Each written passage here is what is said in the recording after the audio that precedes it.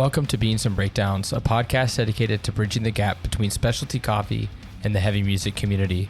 On this episode, I'm joined by Alex Jeans, vocalist of the band Super Reg. So grab a fresh cup of coffee and wake the fuck up!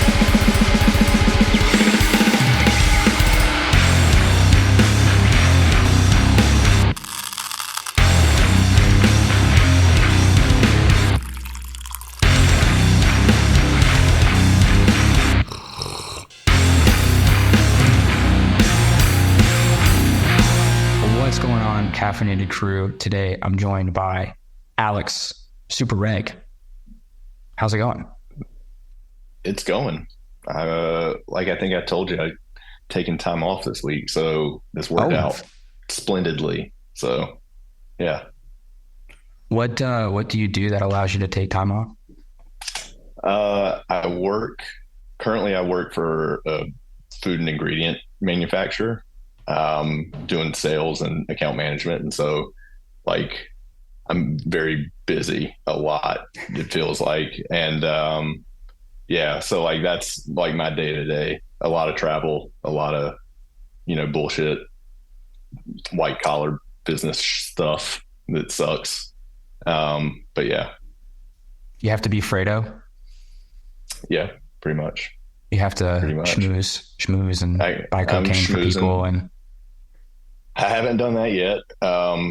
Probably would be cooler a job if I was able to, but that'd be very tight. But haven't run across those customers yet. But if you know any, send them my way. But no, before that, I worked in specialty coffee for years and years and years. So seemed like a good, thing to chat about. So there's your segue into that. I love specialty coffee. Yeah. So that's definitely. Yeah, as the people have said. Yeah. Do you live in Raleigh, Durham? Mm-hmm. I live in Raleigh. I'm from, and being from here, I differentiate it for sure. But I'm from Durham, live in Raleigh. I know the difference. Yeah, good. And for the uninitiated listening, yeah, from Durham, live in Raleigh, have been for the last 10 years or so. But, gotta put on for my city. Durham is the place where all the cool stuff happens now because it wasn't cool 20 years ago. Yeah, it's weird though, because it's now kind of I don't know, it's in a weird phase now. To your point, if you cut that in half, 10 years after the 20 years you just referenced, yes, on the money. Durham's kind of gritty still.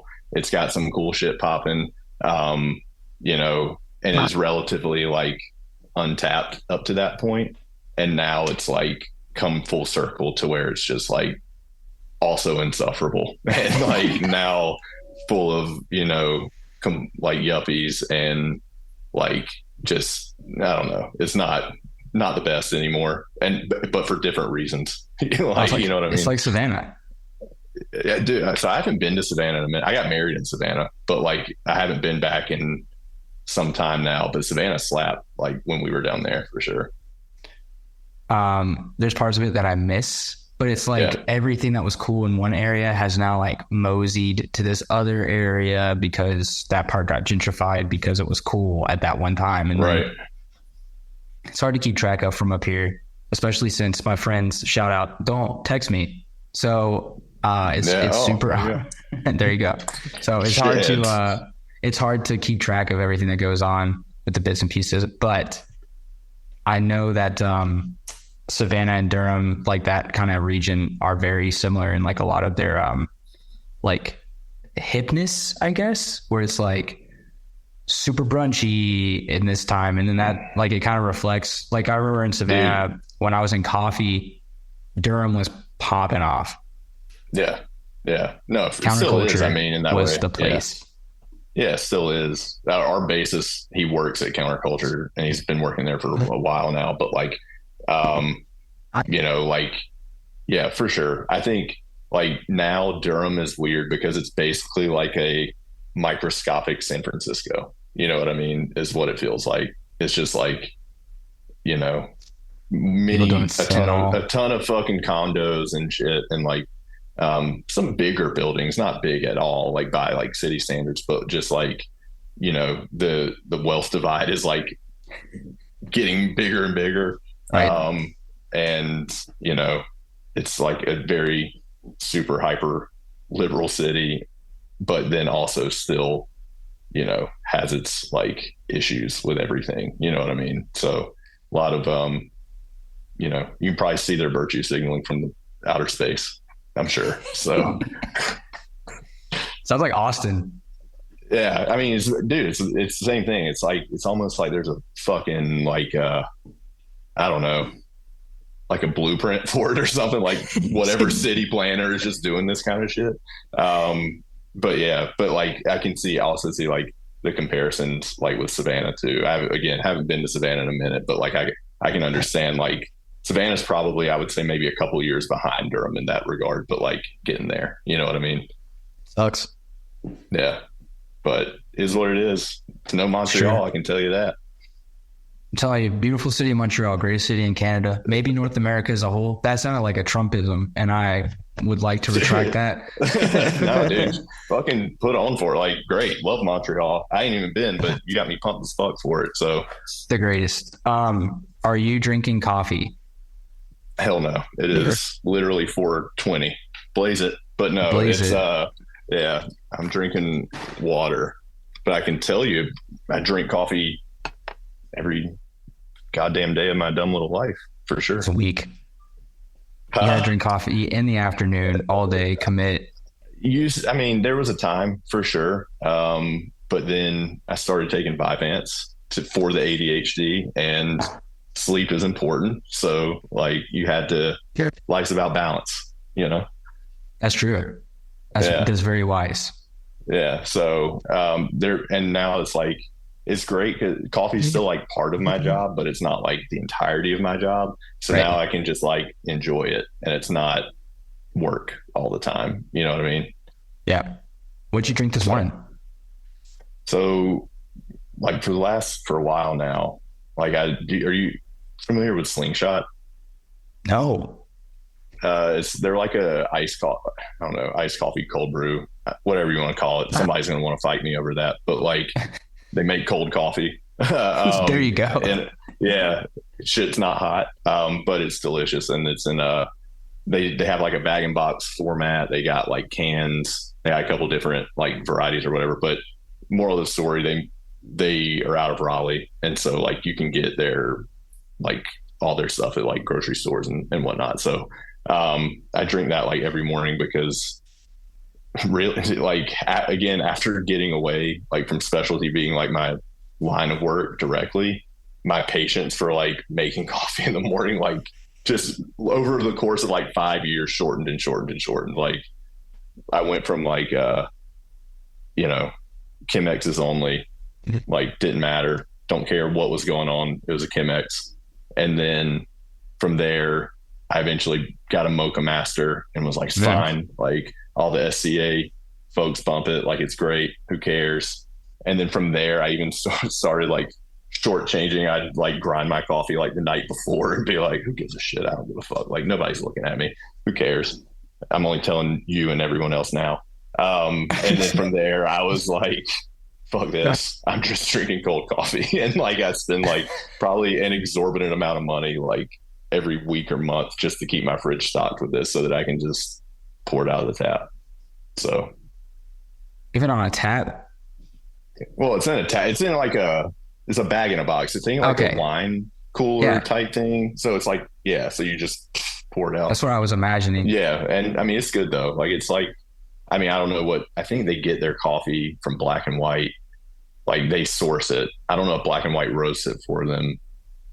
I can't say. I don't know about their operation like that in depth, but it's like it's always like year round. It's always like you can guarantee that it's going to be an Ethiopian of some sort that they're like brewing it. And so like, it's just for me in terms of what I like out of it, it's always hidden. So it's consistent. I like that. It's good. Black and White, haven't had the chance to try it yet, but I know that it's goated. Shout out to Gage Lonzo for putting on for Black and White. There you go. I'll tell you what I'm drinking because I'm drinking coffee at 4 p.m. because Go off. take meds. So I'm drinking something from Hatch. It's my first encounter with Hatch after hearing so many great things. And all of my friends that I respect in the coffee scene have been saying Hatch is the best from Canada right now. Okay. It's from Toronto or some place in the GTA. And I'm drinking their El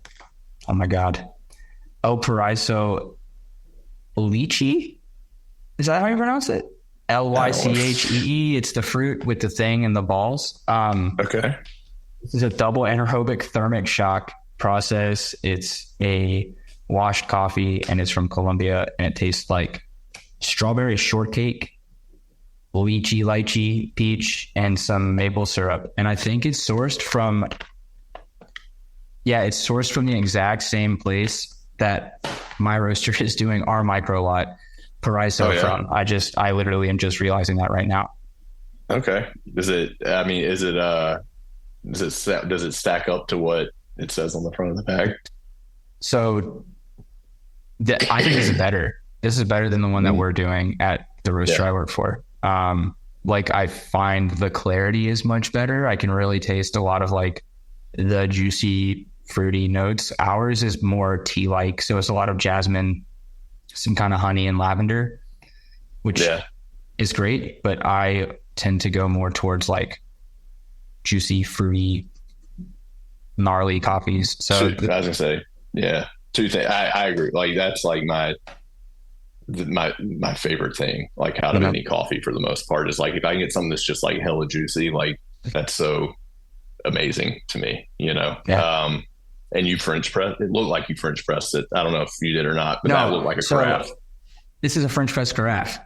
I do not have a server for my V60 right now because my cat broke my decanter. So I'm using this with a V60 on top to catch. For the people at home, he looked at me like I had just said the fucking worst thing in the world when I said French press, but let the record show he had a French press decanter. So like was not out of line with that. He did clock it straight up. And it's fucked up too, because I had this and the one from my roaster. I did an episode Sunday and I was like, I'll use that one on Sunday because they're not as coffee oriented, I don't think. And I knew that I had you coming on, which is like coffee background. So I saved my Hatch, but it's the exact same coffee. So that kind of is stupid, but to each their own. See, I'm an asshole. So even when you said Chemex, a little judgment thing went off in my head. Dude, I was going to say, like, this was like, I've not been, well, I don't know. I guess I've been out of like specialty per se for like 2018 or so. Like I worked for whatever you want to call it, like just a big ass coffee roaster, like probably one of the biggest ones in like North America. But so you got to think like they're providing coffee for like, like the McDonald's and Dunkin's and like whatever's of the world. So it's like, granted, I didn't work with those people, but like it's just big, coffee roaster, like national scale or whatever. So like I still had like my specialty background. I definitely used a lot of like the stuff that I like the certs I got like in the SCA, like in that job. And in some cool ways, but also like, it's just, I wasn't necessarily like dialed in, you know what I mean? Like I used to be like when I worked, for like specialty roasters specifically. So like, at Chemex to me, then I was like, I was doing some. Now I have no idea probably like what's even like the thing now, I guess. So I still just stick with a V60. I've been using that for, well, the counterculture shop I worked at, we did V60 in 2013. And then when I started doing coffee again during the pandemic, I was like, I'm going to do a V60 again because I remember that shit was good. And then James Hoffman was always using it. So I was like, well, it's good enough for the Hoff. It's good enough for me. Yeah. Feel that. Yeah, no, I mean, that's great. I mean, I feel like the Chemex was also born out of like necessity because like if I was brewing coffee, I was brewing coffee for my wife too. So like I wasn't going to do a V60. Like in no world did it ever make sense for me to do that. You know what I mean? Like So that's why I just typically stayed away from it. And I was like, I got my shit dialed in. I got my recipe. I'm good. Yeah. And I'm just such a creature of habit too, that like, I would try other stuff, obviously, you know what I mean? But like, I wasn't doing that like on the regs. Like I was like red, like really just wanted, what I wanted, which was probably just hologram from like counterculture. So like that, I was straight, you know what I mean? Whenever I have a counterculture person or somebody who is affiliated on the podcast, it makes me so nostalgic because Apollo, Hologram, Big Trouble. These are some formative coffees for me. Dude, they're all hitters, and like straight up, like Hologram really kind of like honed in like everything I want out of coffee. Because, and I know this kind of backtracks on the juicy statement or whatever a little bit, but like basically just something that's like sweet and balanced and like just, maybe kind of syrupy, but just like that is like one of the most like comforting coffees that like I can think of. You know what I mean? Yeah. And it like once I found it, I was like, I don't need anything else. Like I'm good. I could literally just drink this shit for the rest of my life. But like some people like Big Trouble, like you mentioned, and like Apollo, like there's probably times where I probably would fuck with like Apollo, like, summertime stuff. But like I've never been big on like nuttier type, dry mouthfeel type coffees. Like it never really hit for me. There's a place, whatever. No, I have no judgment against it. It's just not my thing. But like those blends are just so dope to me. Like, because I don't know, you get real caught up talking about single origins and all this shit, and that's great. They're wonderful too. But like realistically, sometimes you just want missionary with the lights off. You know what I mean? And that's it. Thank you for that. Yeah. Big Trouble, when it came out, was like, people kind of lost their shit about it. Did they? Yeah, because I was living in Charleston at the time, and it was before Second State was Second State. It was called Coffee Collective, I think. Yeah. Not to be confused with Coffee Collective in Copenhagen, the legendary coffee roaster. Right. The greatest. So I remember going there, and it was like, when I was leaving coffee, Big Trouble had kind of come out 2014, 2015. And then I moved to Charleston 2017, and it was like Big Trouble was on everybody's trip. Everyone's batch brew, Big Trouble. I was like, respect. Give me the biggest one. Dude. Yeah. So, I was going to say, sorry, you just said something that triggered. Finish your thought. No. What's the trigger? Let's go down that. I like that one. You said batch brew, and I was like, speaking of, like, it's the best way to fucking brew coffee. It's not Thank you. Like, it's the best. Like, yeah, like I absolutely love it. This is like the weirdest statement, but it's like getting batch brew at like a really good third wave shop. You're like, nah, this is it. This is the move, because I don't trust any of these bastards like doing pour overs or whatever. Cause I'm like, I'll be goddamned if you're getting my fucking $8 like to only to fuck this thing. So give me the batch brew. I know it's probably dope. What's fucked up is the barista has to look a certain way for me to give them $12 to make my pour over. Like if I walk in and I can see the fear in your eyes, I'm not ordering. So the barista, like I can't even, in my head, they wear like a 5-panel or even like a biking cap. Yeah. They're not wearing like a band shirt or something. It's more like some weird coffee roaster that's like in the middle of BC that you've never heard of. Sure. They don't use the equipment from the coffee shop. They go underneath and pull out their own equipment that they brought from home. Yeah. You know what I'm talking about? I feel like you know this person deeply, but yes. There's a few here that I'm calling out by name, not by name, but luckily there's a dude here. He runs a shop and he also competes every year in the Barista Championships. His shop's called Eclair, the greatest. And you know it's the greatest because they only serve the Barn and Gardelli. Damn. Wow. So good $15 minimum for a pour over, but it's the greatest. Well, I'm good. Glad it is. And you got it dialed in, but I just think like it's worth mentioning, just like if you're on the road a lot, you know what I mean? That like, just stick with it to get the batch brewed. Yeah. Like it won't let you down. So just do it. $3 and you're set. Yeah. Like it's all good. So like, that's like my move constantly. Like even in like the local shops here, like I'm always on batch brew. Would you say that's your coffee order is you just go and you get batch brew? It's either going to be batch brew or just, iced coffee, one of the two, depending on how I'm feeling. Or, I mean, I will say on the rarest of occasions, like it's like a very short window time of year, I'll get like a cappuccino. Okay. But not dry. No.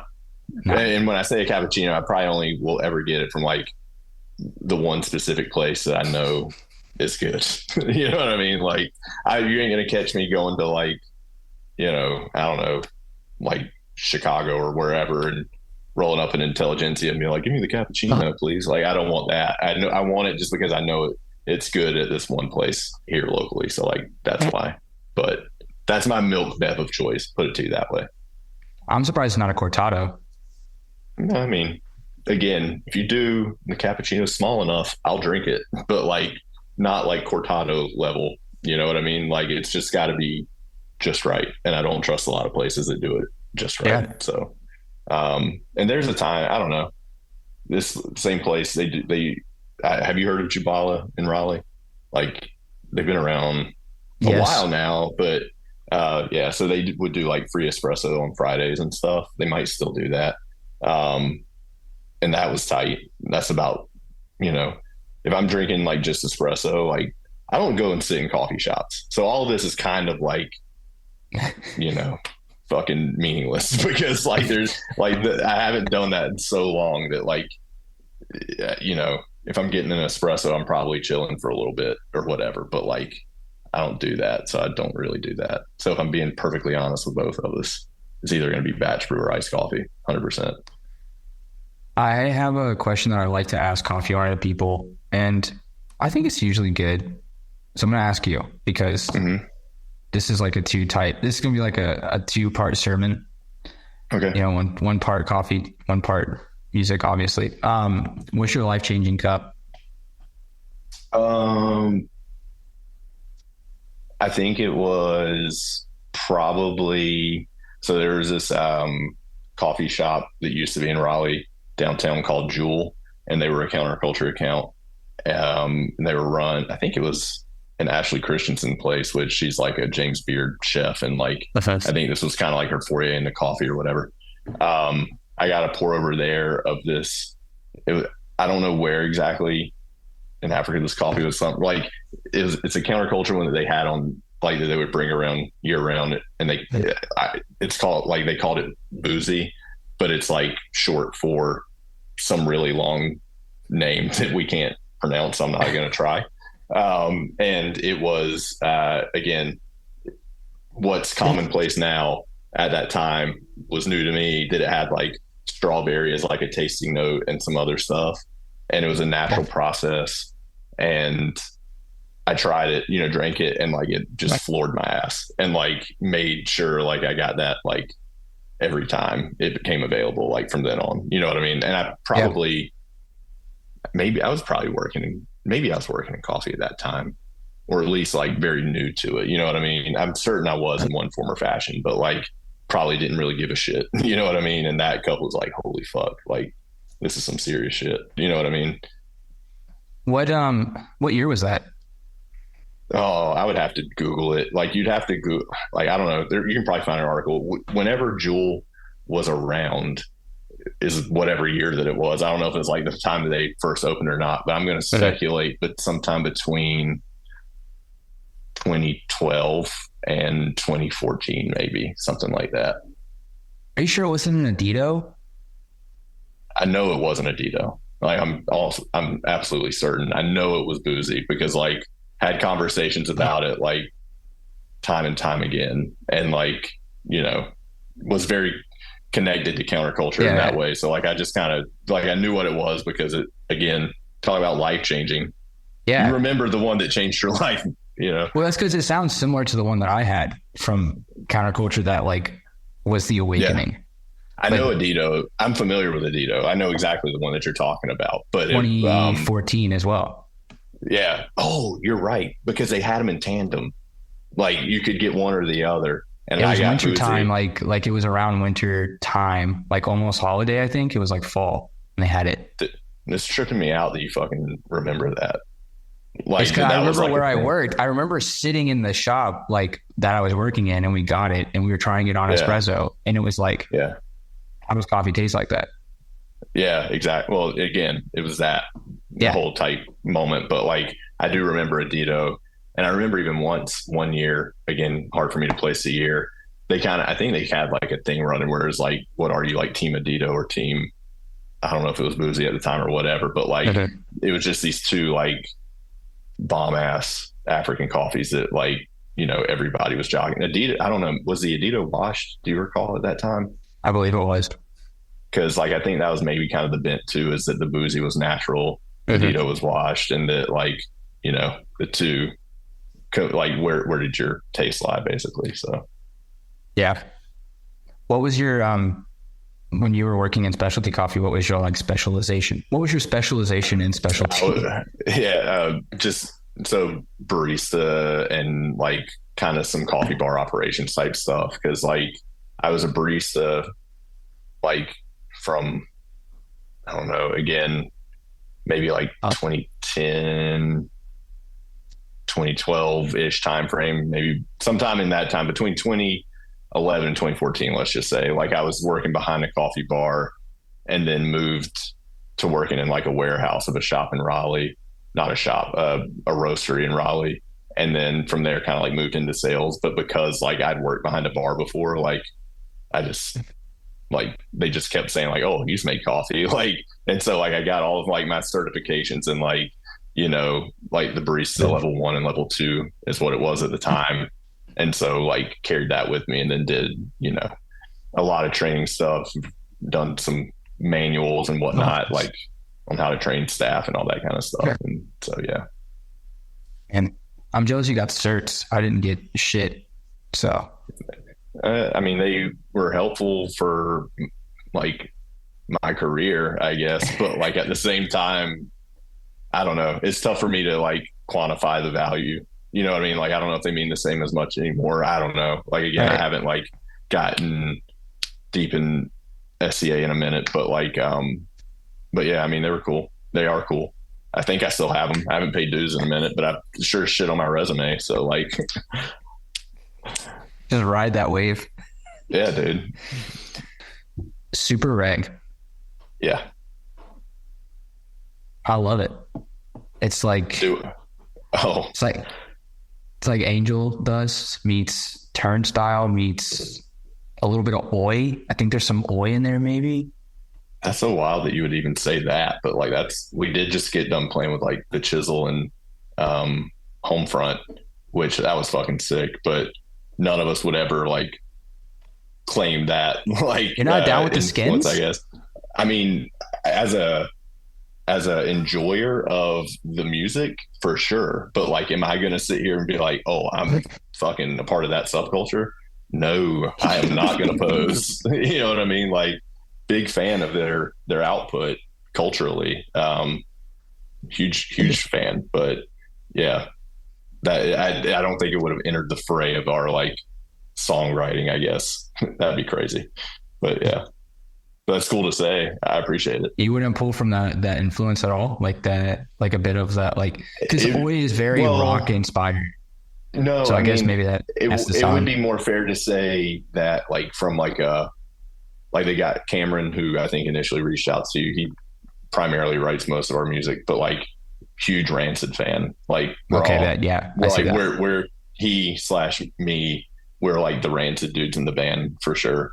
And so like from that angle, yeah, but like anything deeper than that, like would be posing. You know what I mean? So like right now, but I can say like right now, like of like a lot of the active, more like voice, like skin bands, like I think Skinhead's probably like one of my favorite, just like current output from anything in punk and hardcore. Like it's just like it hits every note for me. And then like a lot of the stuff that like CMI is doing is really dope. So like this, I don't know if you want to call it like a renaissance that it's kind of happened or not, because like I haven't been, again, truthfully, like dialed in enough to be like, won't say anything one way or another. But really enjoying the moment that it's having regardless, you know? Well, it's like seeing bands like that now on like Pure Noise. Like Pure Noise is like a household label for, right. I guess, if you're in the underground scene at all, like, you know, Pure Noise is like a top dog. So seeing a band like The Chisel on that label is pretty crazy. Yeah. And then like we even have friends from here like Beton Arme and Puffer doing like crazy US tours with like Soft Kill and bands like that. Yeah, no, it's crazy. And so, yeah, I mean, to your point, then it sounds like it's wild to see it on with such visibility at the moment. You know what I mean? Yeah. So at least like since Rancid, which I feel like maybe people didn't understand what they were even consuming at that time. You know what I mean? So yeah. But like Tim Armstrong's writing is so story oriented and like very, very rock influenced, but it's like, it's clear it's punk. It's like a punk kind of hardcore. And so you dropping the Rancid bomb, I would say is like, oh, okay, that totally tracks. Like all the lyrics are very, very like story oriented. Like it feels like you're speaking about somebody or something that is happening to you and not so much just like poetic. Like it's very out front, which I like that a lot. There was like one song that struck me. Big. There were only 4. Oh, Big Piece. Big Piece. Like, yeah. I just love the name and like the sound of the song is really, really fun. And then I watched a live video of y'all playing it and I'm like, this is a fucking fun song. Yeah. I mean, that's kind of just like really the mission statement or like the overall assignment is like nothing about the band is really that deep, like not trying to be like overly anything really. But just like, again, pull from influences that are just the like shit that rocks like fully and like all killer, no filler type stuff. Like we only want shit to be like fun and fast and like, that's it. Like no avant-garde shit. You know what I mean? Just only fun, fast stuff. So were you plugged into the scene earlier on, or is this like, were you in bands before, I guess? Yeah. I mean, like to date myself, I'm 35. And I've been going to shows since probably like 2004-ish, something like that.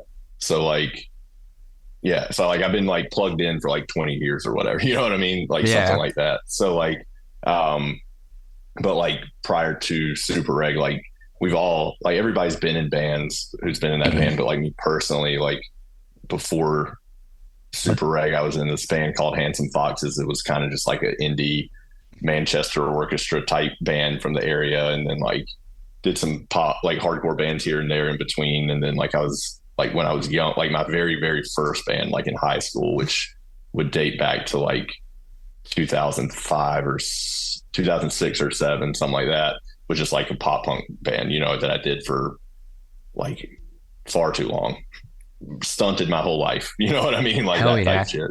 Yeah. So there was when I was in high school, so I was playing shows in 2008, 2009, because I'm 31. Mm-hmm. So there was a pop punk band from, actually, I think it was North Carolina that we used to, but it was pop punk with breakdowns. Okay. So like A Day to Remember, basically. Like that was like the style. Sounds like us. For, what was the name of it? Forgetting Farah? No, that was not us. But okay. That was a thing that was just happening at that time. Like, because like everywhere. A Day to Remember, just like I saw A Day to Remember, like when they play. Did you ever go to the brewery, like in Raleigh? Like, does that mean anything to you? Okay, so like it's a legendary venue. But like, and it was small too, dude. Like it was like, I don't know what the cap was, but it was always like exceeded, you know what I mean? Yeah. And so like, but seeing A Day to Remember on like that small of a stage when I was like very young, I was like, holy fuck, dude, you can do that? Like it just blew my mind. I was like, why did no one think of this earlier? So yeah. I think like so that pop punk band I was in, like we played, I mean, we didn't go too far south. Like we would probably do like Charlotte and just beyond, like South Carolina stuff or whatever. I don't know that we ever did anything in Georgia, but like we went up the East Coast. We went up the East Coast once in that band, and then I did it twice in that other band, like Handsome Foxes, like playing up to New York and back and stuff. So like we only ever really, for whatever reason, like would go east. I don't know why, but you did the true like millennial hardcore kid experience from that region. Yeah, without a doubt. Yeah, pop punk with breakdowns, and then you play in an indie band that sounds like Manchester Orchestra, All Get Out, and then you like start another band when you're like 30 that's like either like very, very hardcore or like OG sounding. Yeah.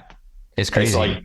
It's like I would say we're the prototype, but I don't know that anybody does that shit anymore. Like, but you're right. It is just like a quintessential, like like you just said, like millennial experience to do I did the same thing. Yeah. So you get it. I know we're right there. Yeah. We're like, it's weird. It's like there's us. Then on one end of the spectrum, there are people who like never start bands or do anything like that. And then there are the people who go like hard as a motherfucker who are like, nah, this is life, dude. Like, this is what I do for whatever. And I'm like, word, like I'm half stepping for sure, but like, whatever, it's fine. I'm having fun, I'm on that convenience trail. Yeah. But it's crazy. Cause like, in the modern age, like bands like that now, like us, granted, we're not there and we're not doing this, but like you can be kind of like a regional band and just get like hyped via the internet and then be like, I'm going to go play some fest, you know what I mean, across the country. And it doesn't fucking matter if you've ever toured or not, you know what I mean? Right. So thanks, internet, I guess. Yeah. Thanks, TikTok. Yeah, exactly. Like Kubla Khan, I don't know if you ever saw Kubla Khan back in the day, like 10 years ago? No, I did not. Okay. Well, I remember seeing them with 20 people in like 2011 and there was nobody there. And now they are like one of the biggest bands in the whole world because of that TikTok fucking thing that went viral. There was a TikTok with them? Yeah. Like it was somebody danced, like they were like doing this stupid mosh thing to like one of their songs apparently. And then it got huge. Wow. And now they sell out every show. Dude, if people think the internet killed hardcore, they don't even understand. TikTok's pissing on its grave right now. Like, straight up. Yeah. That's the situation at the moment. So, you guys just played with a chisel like last week. Yeah, that was cool. And again, and it's weird because that going back to that experience like that you were talking about, it's like as a local band or whatever, or regional, whatever you want to call it, like wherever your sphere of like playing is, I've noticed that like I'm grateful. I'm glad we got to play. It was a dope show or whatever, but like the whole notion of like being like putting local bands on like national support bills and stuff like that doesn't happen as often as it used to. And I don't know when that changed or what that's about or whatever, but like, so like when you do get to play with like on a bill like that, where you're not homies with anybody, you know what I mean? Like they were all very nice people, fucking just have only good things to say about like the entire tour package. They were all very cool. But just like, it doesn't happen. It doesn't, you know what I mean? It doesn't seem as much. Whereas like back in the day, I feel like it was just, maybe tours were coming through more. Maybe it's just more high volume stuff. Some days I feel like I blacked out like pre 2020 and have no idea what life was like before it. You know what I mean? Because I'm like, what the fuck happened? Like, when did all this shit shift? You know, but like something certainly did, I feel. Oh, I mean, it's definitely a topic of conversation that I have frequently with like my friends and stuff, which is, I remember 2019, like a big tour would come through and there would be one or two local bands every single time. Right. And this was here in Montreal, which is still pretty crazy because usually it's like big tours will come through. But like, yeah, it seemed like now it's the 4 bands are on a tour and that's the only people who play. Yeah. And, you know, whatever, like, trust me, I get it because, you know, more money and you're out of there quicker. Like, should have probably been doing that sooner, I guess. But like, also at the same time, like, I don't know. I don't really have any, like, it doesn't rub me wrong like I'm generally pretty ambivalent about it and most things, but like but it's just something I've noticed. But like also at the same time too, at least locally, I feel things are in like a much better place, like from like that perspective, like a more of a grassroots, like just generally, like I've gone to a local show recently, like a month or so ago, where like I couldn't believe like how the turnout was at a like a very legitimate venue, not like a DIY space for just all local bands. And I was like, this is fucking tight. Like, you know, just in and of itself. So we're having that here too. It's great. Like we have regional bands that we kind of all tour each other's like scenes basically. We're like, maybe we'll go to like Toronto and play with like 4 Toronto bands or 3 Toronto bands, and it'll be like a great turnout. And then maybe we'll have 1 or 2 bands come here at like a real venue, and it'll be like sold out, like people hanging out the door. Yeah. But like for the bigger tours, it seems like they are having a hard time selling to like that community. But like the people outside the city that only watch hardcore on the internet will go to like the Amir show. You know what I mean? Like, right. Yeah. Those tours attract like a very different kind of person. And I think it's going to be at the point again, how it was pre-COVID, where you have this fall off of people that are not interested, or they realize that moshing is for real. And it's not just like something that looks dorky on the internet.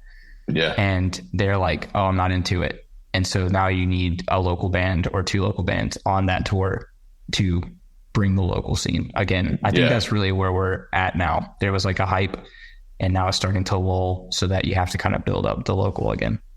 Yeah, no, I think it's interesting to hear the Montreal perspective, I guess, because like, I don't know, from where I'm sitting, like our corner of the world, it's just like, the local editions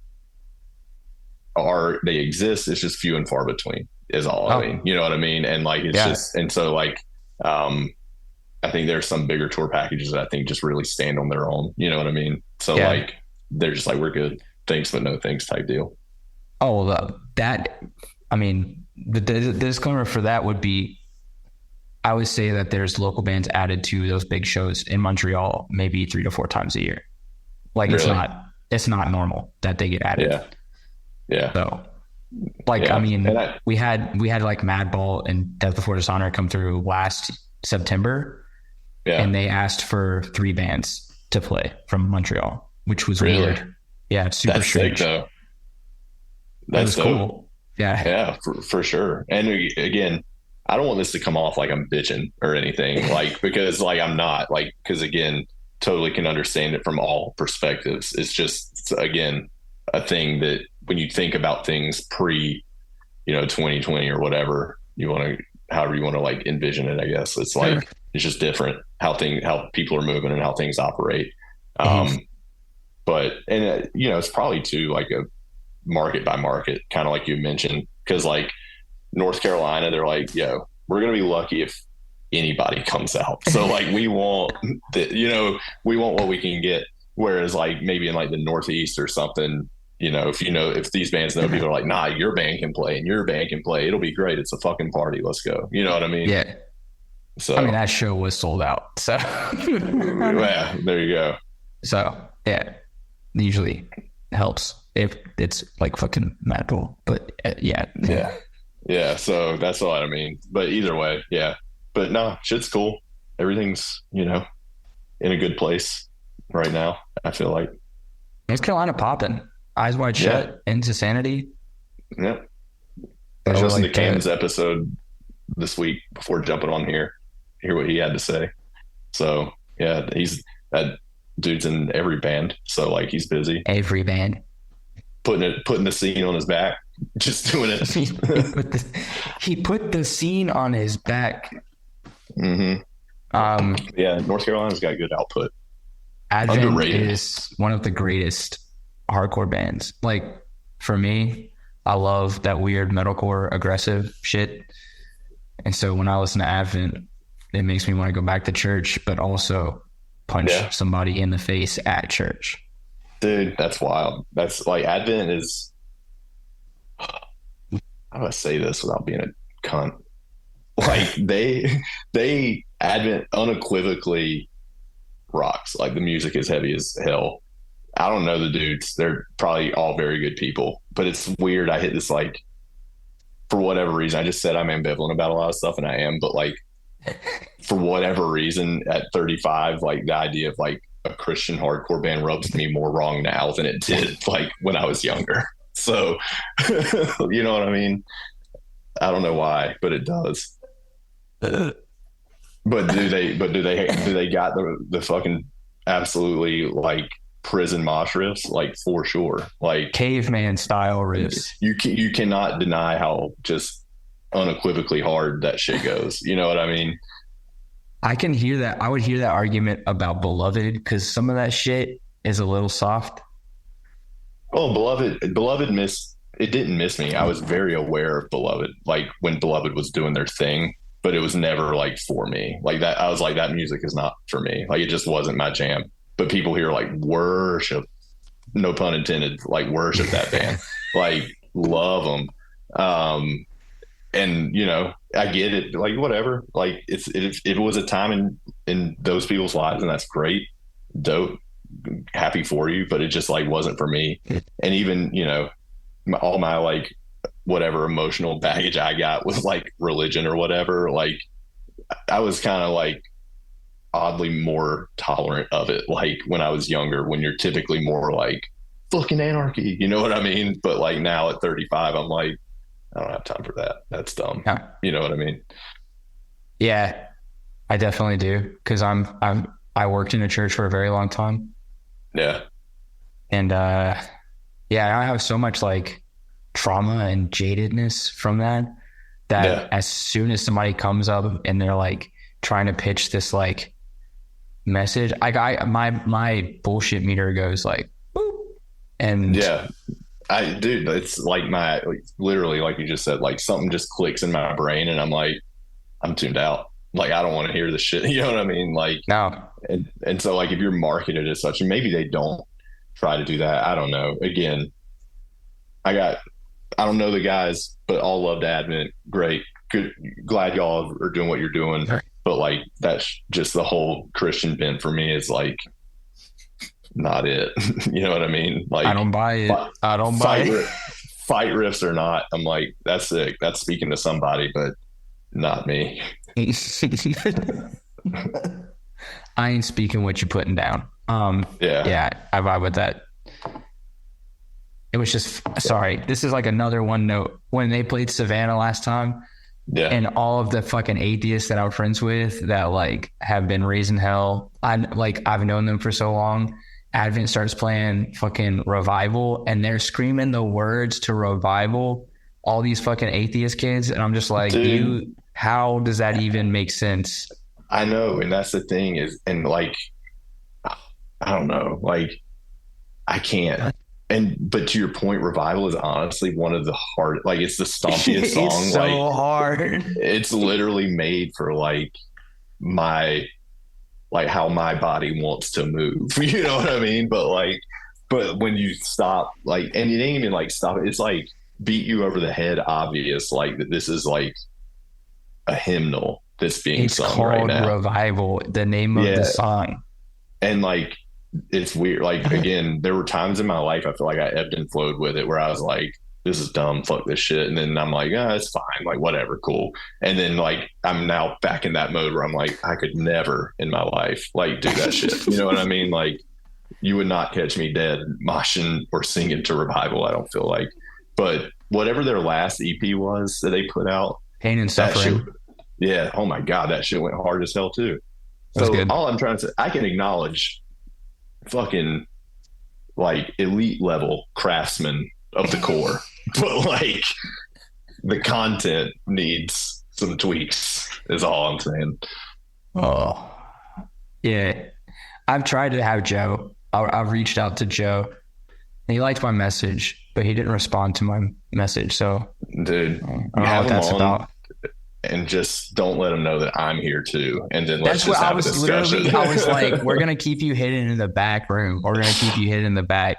I'm going to have them on and be like, well, today we just wanted to talk about some things. And I've got fucking Alex here from Super Reg, your neighbor, and y'all just have at it. And then you're just like, what the hell is all this Stompriffs about? But you love Jesus? What's that? You can't love Christ and hate hateful music.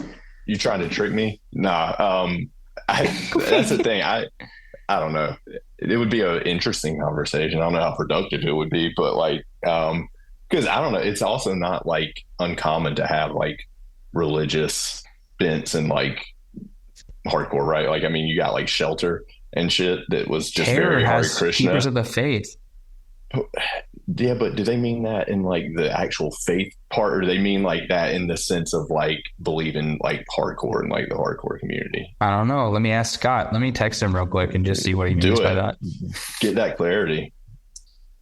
I took it one way. I did not take that as like a in Jesus, put it to you that way. Madball has songs too, Heaven, Hell, or whatever.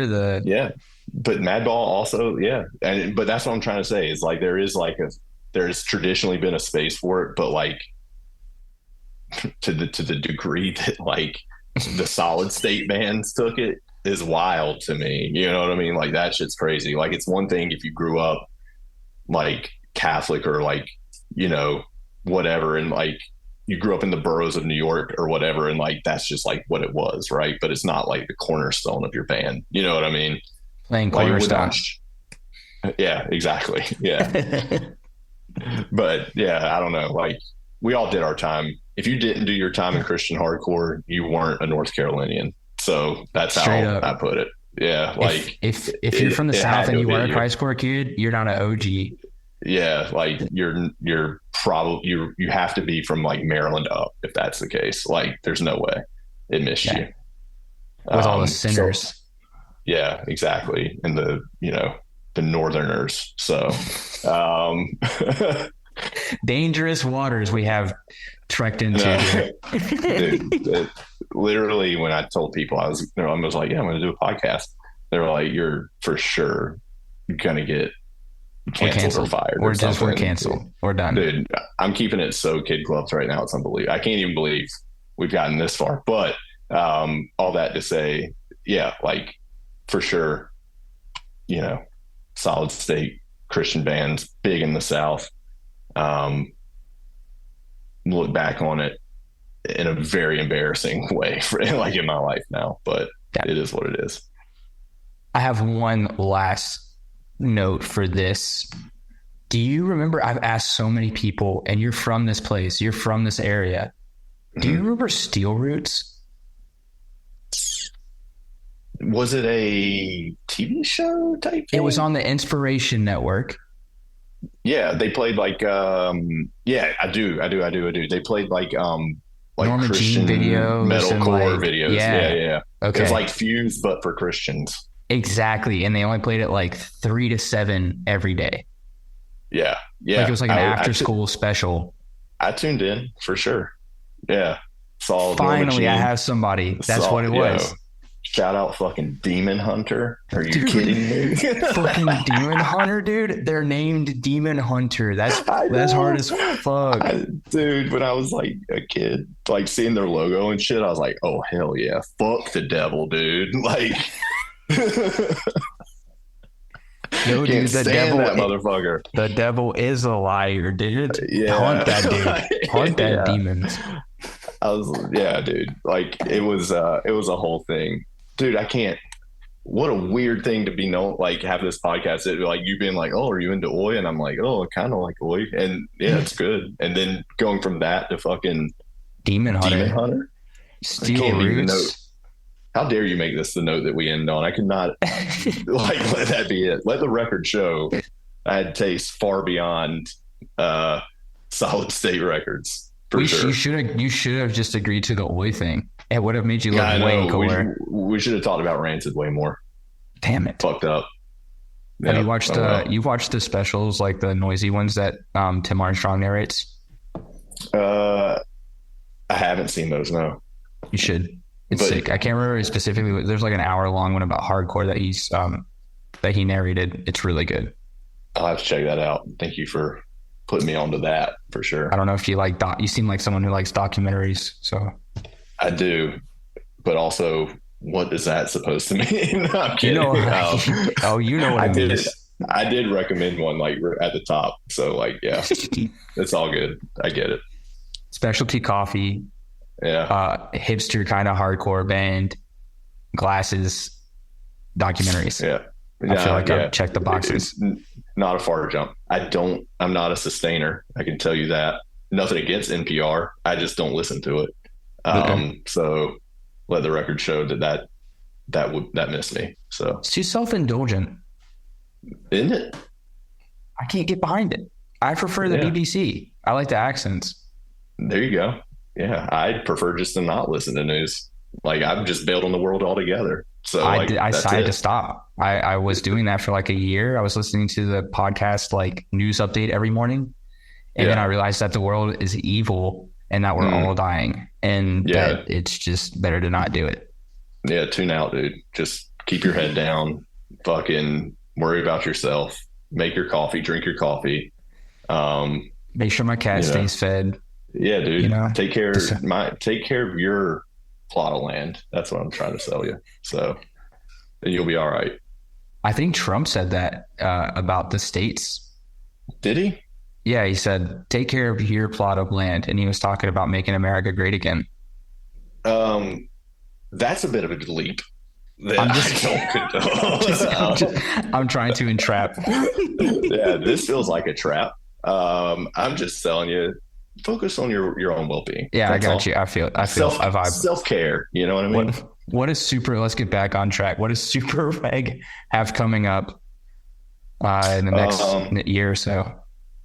Well, to look a year out is pretty ambitious, but into it. June 22nd, I can tell you, we're playing with Spiritual Cramp at King's in Raleigh. And then we're recording again like a week or so before that. So really it's just keep writing music and gigging some more. You know what I mean? Would love to play out some and do that. But really it's just kind of like taking things a day or a month at a time just because life is so busy. So, we set very attainable goals. You know what I mean? Realistic goals. Yeah, exactly. So like that's it right now. Just keep writing music. Might do a split with some dudes here, and then the Spiritual Cramp gig should hopefully be really fun. Very much enjoy that band. They're very sick. Have you seen them yet? I think I saw them. They came through here once, and I saw them. And it was cool. Very poorly attended show. Like awful. It was so embarrassing for me. But like, just because I'm like for the whole state and the scene that like, I'm like, this band fucking is amazing and no one came out. But they just came through with Military Gun like a couple months ago. So like, I'm hoping that like, they're gonna have some pull now. You know what I mean? Look, I'm fine either way. If Spiritual Cramp is just playing to me like it's my birthday, fuck it. Who cares? That's great. I love them. But like, I would love to see like people put on for them in this area for sure. They are. So I had never listened to them when I saw them. Mm-hmm. And it was like one of the most mind-blowing things. Not mind-blowing. I was thoroughly impressed. Yeah. Is what I'll say by their set opening for Military Gun. So like you talk about like Super Reg influences, like a lot of stuff they're doing is like similarly like when we wrote some of our newer stuff and as we're like going forward writing, like we call them like the bands. Do you know what I mean by that? Like the Hives or like the Shins or whatever. So like using like that is kind of like part of our jumping off point. You know what I mean? Shit that's just kind of like stylish and rocks and some, you know what I mean, in that way. But like everything that we do is kind of like through that like hardcore punk lens because like that's just all we have been doing. You know what I mean? So like it makes more sense that way. But like they seem like they're kind of cut from that same, cloth in that way. So like it's very exciting to see a band like that get that traction, so it'll be cool. Very excited. Yeah. That's going to be a sick show. You guys playing with Spiritual Cramp, I think is like a no brainer. Yeah. Yeah. No, it's cool. It'd be cool. Like again, to see more shit like that pop off, like south of the Mason-Dixon. I don't know. You know what I mean? Like just to in the see Confederacy. people have an appreciation for it. But like it just doesn't. It's a very West Coast kind of vibe. It feels like, you know. I don't know why. Like even here, it's gotten. Well, I mean, in Montreal, the skinhead scene has always been quite big. Like the skinhead community. Yeah. Well, do you know that band Homefront? Because I think they're Canadian. I just don't know from what part. From Alberta. Are they? My friends opened the show here, but they play in like a Soul Blind style band.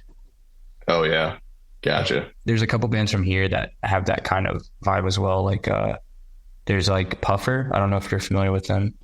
No, I'm gonna look them up. Very good. Beton Armé is French Oi. Mm-hmm. Very good band. And then there's some other ones, but those are like the two main, I would say, that are like from Montreal that are like representing in that sound.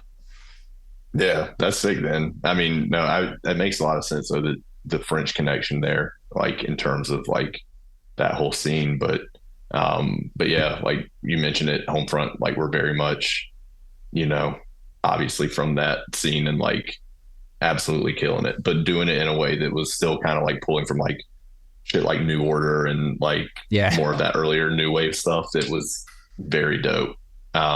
And it came across so well live. Like they were incredible live. So yeah. I missed that show, but it looked sick. Well, it sounds like you'll probably have an opportunity to catch them again sooner rather than later up there. Surely they will.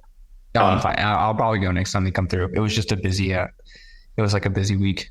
So yeah, no, I get you. I missed the Chisel the last time they came through here, and I'm glad that like we were able to play with them when they came back through because like I obviously definitely wanted to see them. So and they didn't disappoint either. Fucking amazing band. Yeah, them and High Vis, because we played with High Vis like it was like Easter last year, I think, is when we played with them. That big like North American tour they did, right? Yeah, and they're like probably the best band in the world. Like just globally, like just fucking killing, like bar none. Like they are the best in my opinion, you know, like just amazing. They're sick. That set was really, really good. Some of my friends opened that show as well, but it was like, my whole band, we had been like playing a ton of High Vis in the car when we would drive like to shows and stuff. And so when they announced that they were coming, we were like, we all gotta go, we gotta sing along. And then it like popped off. Like I think it was a sold out show here. Yeah, not me crying to Trauma Bonds. Like no, that shit definitely not. Definitely not. Definitely not me like arms around it. Yeah. Jesus Christ, dude. Yeah. Fucking just losing it. I was unwell during that once that shit hit. But like that's why I don't know. They're to me a once in a generation type band. And now that like I don't know, you've seen probably like Basement, I guess, is playing again. Like they just announced shows. Saw them at Outbreak 2022. Yeah. And they played all of Color Man Kindness cover to cover. And I may have been a little undone during that set. Yeah. Made your eyes a little sweaty. I sweat from the eyes a little bit. Yeah, no, I get it. That was good. But no, just all in all, I guess just the UK, like continuing to do things almost like they invented punk rock or something. Like how they do that. So how they did that, I don't know, but they're killing it. So I don't know. What a time to be alive. Alex, I am sorry for all the tangents and all the Christcore talk, but yeah, dude. I'm very happy that we got this recorded. Me too. Hopefully I didn't upset anybody. That's not my goal, but like that's what everyone I know in my life was afraid of. So we'll see. It works. It'll work out. You learn who your real friends are. Yeah, exactly. Honestly, dude, I just feel like I'm gonna have like a slew of like everybody's gonna be like, dog, you know I love Advent. How dare you, or something like that. So. You're like, come fight me. Come prove to me that you're a real one. Shout out to Advent. Love them. Great band. Love Advent. Yeah. Look at yourself, but we love Advent. Yeah. What is your favorite city for Beans and Breakdowns? Favorite city? Yeah. Oh my God. Can I rank? Can it be more than one? If you want. I don't know. Boston's up there. It's a really, really nice city.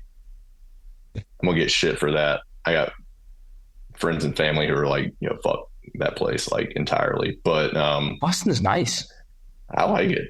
I can't find anything much wrong with it personally. Expensive as shit. But yeah, I'm gonna say Boston and like Chicago for sure. Chicago SDA Expo was just there like a month ago. Yeah. I typically enjoy my time in Chicago. And then if it's gonna be like more like Richmond's dope. Love Richmond. Yeah, I mean and Atlanta's dope. I love Atlanta. Atlanta fucking rocks, dude. Yo, I'm so sad. I can never look at Atlanta the same way. Octane was my favorite coffee. And I'm gonna fuck you all the way up right now, dude. I work for the company that bought that company. Revelator? Yeah. Revelator's not a thing anymore. I sometimes wonder if they ever were, to be perfectly honest with you.